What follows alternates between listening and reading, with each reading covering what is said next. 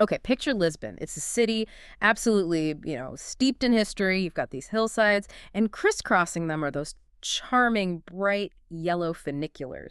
They're iconic. Yeah. As much as the cobbled streets or the fado music, really. Exactly. Now imagine one of those, the Elevador da Glória, usually packed with tourists, locals.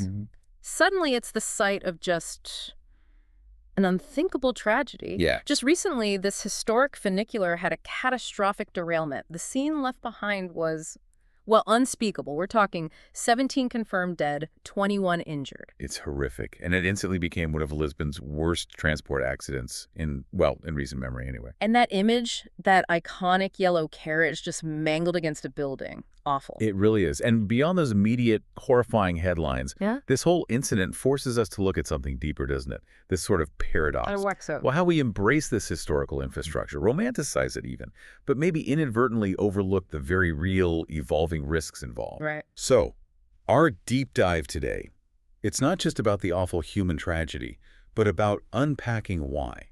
Why could an icon like this fail so catastrophically? What does it tell us? Exactly. What surprising, maybe systemic vulnerabilities does this reveal about, our cities, maybe even worldwide? Yeah. We need to look at the glorious specific engineering. Which is quite old. Over a century old, yes. Yeah. And the implications of that age, which are often overlooked. It raises really profound questions about the true cost of preserving heritage without constant, rigorous safety checks. Okay. So we're here to connect the dots for you, uncover those underlying layers. That's the plan. So the immediate impact, as we said, just catastrophic. But to really get a sense of it, you have to try and picture those narrow Lisbon streets, usually so vibrant right after the crash. Journalists arriving on the scene, they painted this grim, almost apocalyptic picture. Emergency crews faced this maze of mangled steel, cables all pressed up against buildings. Working through the night, I read. Just relentlessly trying to get victims out of that wreckage. Yeah. And this narrow street, usually a bustling part of the city, just transformed into a scene of unimaginable horror. And that awful transformation. Yeah. From familiar and lively to just devastating. You hear that echoed in what the local people said. It really brings home the shock, the speed of it all. Like Melissa Limos. Yes, exactly. She lives nearby. She recounted hearing this massive bang. Right. But she told reporters, initially she just dismissed it, thought it was, the usual construction noise you get in a growing city. Which makes sense. But then came the sirens. Just a torrent of them. Ambulances rushing in, and suddenly the true gravity of it hits. That is chilling. That initial massive bang, thinking it's one thing, then the sirens. And then you hear this other detail from another eyewitness. What was that? They saw the funicular coming down at full speed with no brakes. Oh, wow. Before it just collapsed like a cardboard box. That image. It's just... That's incredibly stark, isn't it? Visceral.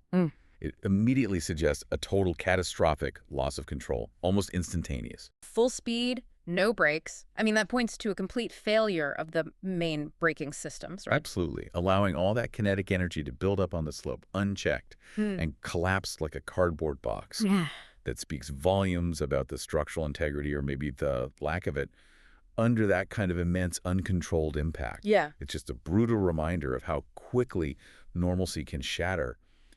And the immediate psychological hit on a community, when something so familiar, so beloved, becomes the center of such horror, it's profound. It's not just an accident, is it? It's like a sudden tear in the fabric of the everyday. Exactly. A jarring shift from the mundane to the unimaginable. It leaves this deep emotional scar on the city's consciousness. And the human cost, of course. That's what really grounds this. Right. Authorities released some initial details. Among the dead, 7 men and 8 women. A mix of Portuguese citizens and foreigners. Yeah, which really underscores Lisbon's global appeal, doesn't it? It's such a major destination. Absolutely. And if you look closer at the list of the injured, it paints an even broader picture of that global reach. You're talking about people from Portugal, Germany, Spain, Korea, Cape Verde, Canada, Italy, France, Switzerland, Morocco. Wow, that's a lot of nationalities. It's striking, isn't it? How one local incident can just ripple outwards, touching lives across so many continents. Each one represents a family, a story far beyond Lisbon. And the age range of those injured, that brings this awful universality to it, too. From a 3-year-old child up to someone 65 years old. It just emphasizes that this tragedy, it didn't discriminate by generation. It makes the community's grief feel even wider, more poignant. It really drives home the indiscriminate nature of a catastrophic failure like this.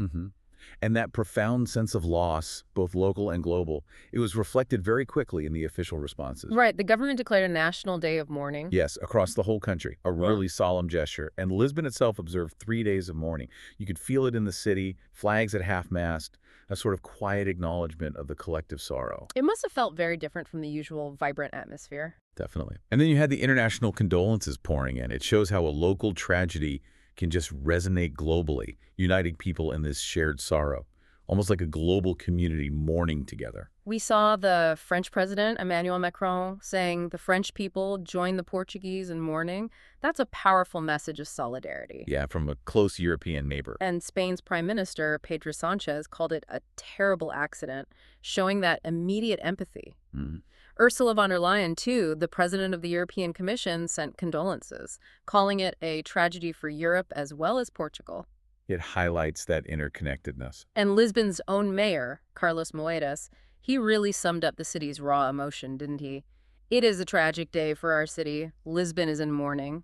Perfect summation. It really shows how in these moments of deep sorrow, those political borders seem to blur. A shared humanity comes forward in grief. These aren't just diplomatic phrases. They represent a collective heartbreak felt across the world for a city that, for so many, symbolizes warmth and history. So, this tragedy, it naturally forces us to look again at the mechanics of something we often just take for granted. We've all seen Lisbon's funiculars. Many of us have probably ridden them. But beyond that charming yellow carriage, what's actually going on underneath? What makes these century-old systems both ingenious and, well, tragically vulnerable? The good question. Yeah. Because it's not like a normal tram on flat ground. Right. You said it's more like a cable car, but on rails. Exactly. Designed specifically for those steep hills where regular trains just can't run. The core principle is elegant, especially for its time. It's this counterbalance system. Okay, explain that a bit more. You have two cars, and they're linked by this heavy-duty haulage cable. As one goes down, its weight helps pull the other one up. Ah, okay, using gravity. Precisely. Yeah. It makes them remarkably energy efficient. They often have supplementary electric motors now for control, but the basic principle is that counterbalance. But this is the key thing. The devil's in the details, especially for a system that dates back to 1885. 1885, that's really old for working infrastructure. It is. We're talking about materials, engineering philosophies from a completely different era.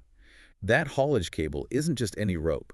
It's a complex, multi-strand steel cable under immense tension. Right.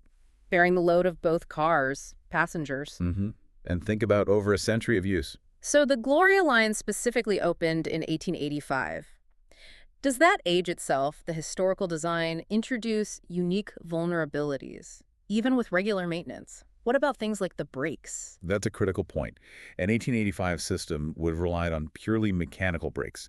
Think levers, calipers, friction pads, designed for the loads and speeds of that era. Which are probably quite different from today's demands. Fundamentally different from the kind of multi-redundant, often hydraulic or electromagnetic braking systems you see in modern transport. Okay. Plus, over a century, think about metal fatigue in the cables, where on gears, axles, the track components themselves, they're exposed to decades of stress, vibration. And Lisbon's environment, right.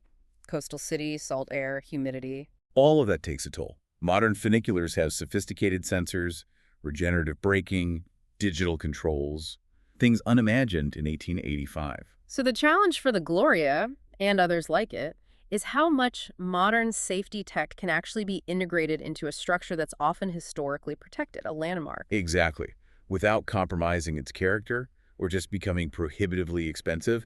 It's this constant, tricky balancing act between preservation and modernization. Which makes the ongoing investigation incredibly complex. They'll be looking at, well, everything, presumably. Mechanical failure in the haulage system, definitely those older braking systems, maybe track issues, even human error has to be considered. And crucially, this isn't the first time there's been an incident on the Gloria line itself. We have to mention the accident back in 2018. Yes, absolutely. You're right to bring that up. It adds this really crucial layer of context and, frankly, concern. What happened then? In that earlier accident, also on the Elevador da Glória, one of the cars derailed and hit a building.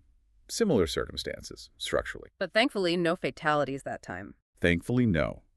But the reported cause then was a failure in the braking system. The car lost control coming down. So just 5 years before this tragedy. Exactly. That incident should have been a very, very serious warning sign. It did prompt investigations, and presumably repairs and safety checks were done. But the question now is, were those fixes enough? Did they really get to the root cause? Or was it just patching a symptom of a deeper systemic vulnerability tied to the funicular's age and its inherent mechanical design? That's the core question. The fact that a similar, though obviously far more catastrophic, event happened again on the same line, it's extremely troubling. Yeah. It will undoubtedly be a major focus for investigators now. Were lessons truly learned and implemented? It's a critical point to consider. And for you listening, this really prompts us to look beyond just the charm of these historic icons. What are the real costs of maintaining infrastructure like this? What are those inherent trade-offs between preserving history and ensuring modern safety standards? It makes you think about the immense trust we place in these systems, doesn't it? Especially older ones that just blend into the background of our daily lives. Yeah, the hidden complexities behind sites we see every day. And as we reflect on this, you can feel that shift in Lisbon's atmosphere. Those streets, usually full of music, laughter, now heavy with silence. There's this shared grief uniting everyone, residents, tourists, families. That iconic yellow funicular, once a symbol of the city's vibrant spirit, now stands as this stark reminder of fragility.